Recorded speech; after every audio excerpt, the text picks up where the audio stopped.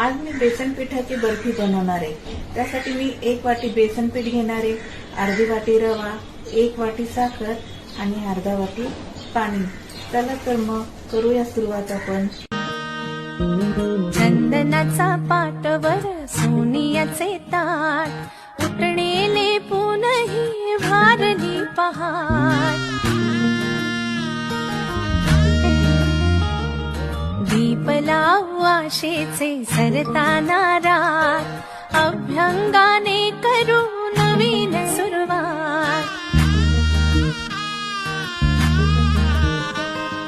झाली कशी लगबग ही तोरणी दारात, म्हणते करे